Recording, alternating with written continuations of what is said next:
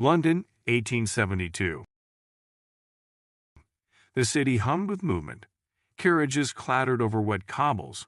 Gas lamps flickered as dusk approached, and the River Thames carried barges heavy with goods from distant ports.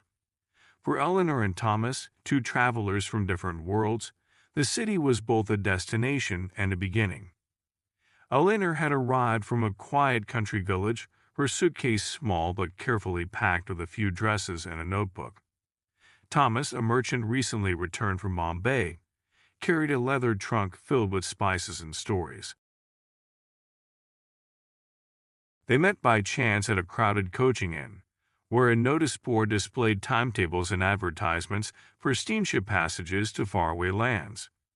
Eleanor wanted to see the museums and the theaters. She longed to learn about the inventions that made life faster and stranger.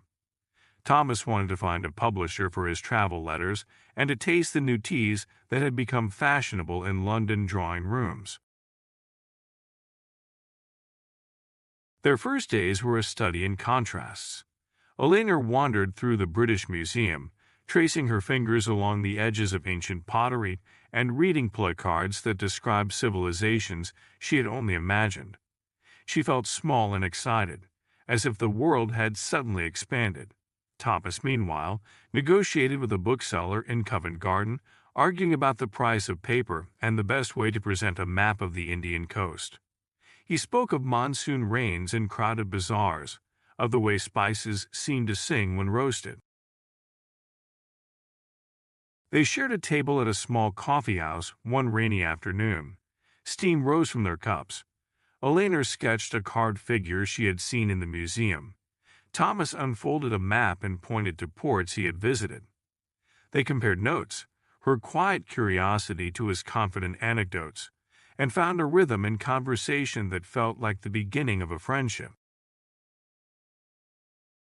One morning they boarded a steam train bound for the coast. The carriage rocked gently. The countryside blurred into a patchwork of fields and hedgerows. On the platform at a seaside town, gulls cried and fishermen mended nets.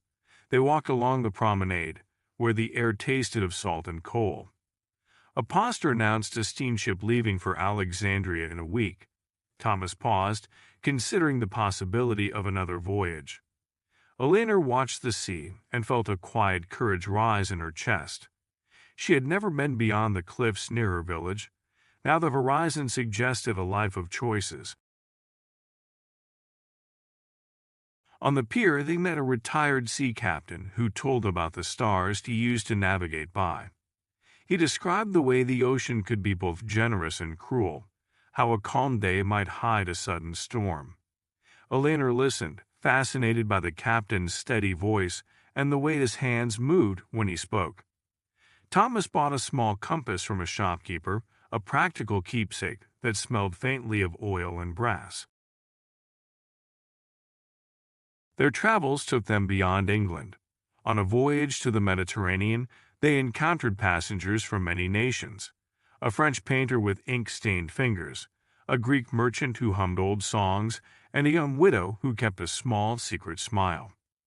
Nights on deck were luminous with stars. The ship's lanterns swung and cast long shadows. Conversations drifted from politics to poetry, and Eleanor learned to ask questions that opened doors rather than closed them. The sea taught them patience. Days were measured by the ship's routine, the bell that marked the hour, the cook's call for supper, the slow turning of the waves. Eleanor began to write in her notebook every evening, capturing small details: a child's laugh, the smell of lemon on a sailor's hand, the way the horizon softened at dawn. Thomas wrote letters to a publisher, describing markets and people with a new tenderness. He found that his words read differently when he had time to think between one port and the next.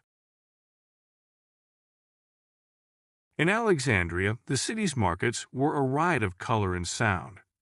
Thomas moved confidently through the alleys, bargaining for saffron and cardamom. Eleanor tasted oranges so sweet they seemed to glow. They visited a library where scholars debated the meaning of ancient texts, and a small cafe where sailors traded news about distant ports. The heat was different from England's damp cold. It pressed against their clothes and made them slow their steps. Yet the pace of life there felt generous, as if time itself had been stretched to allow for conversation.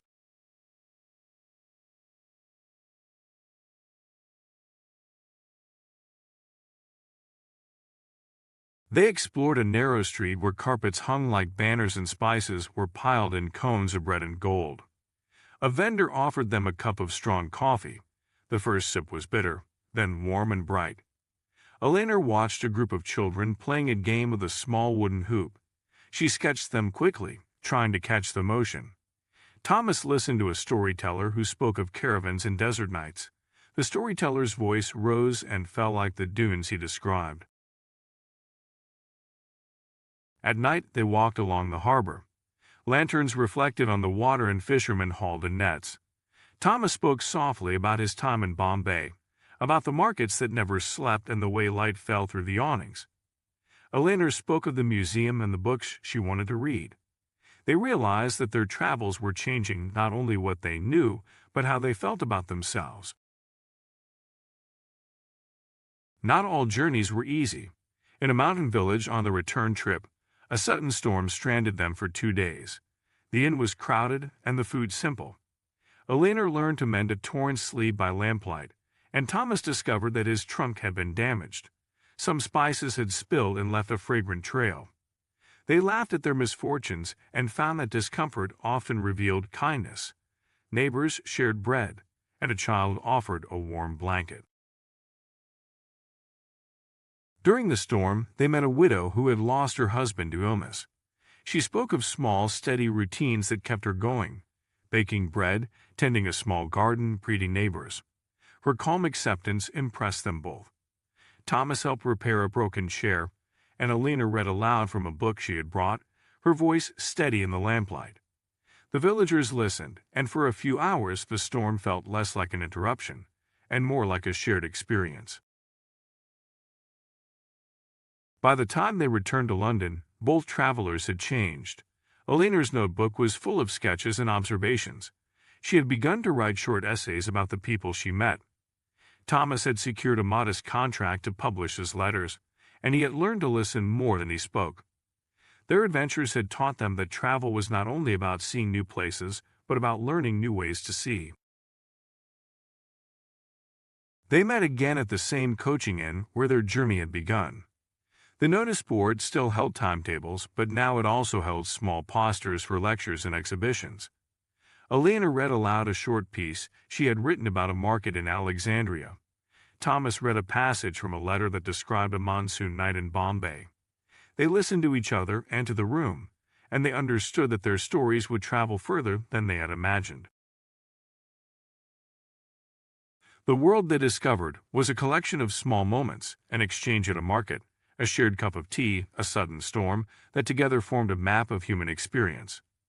Travel had given them new words and new friends, but more importantly, it had given them new ways to notice the ordinary and to find meaning in it.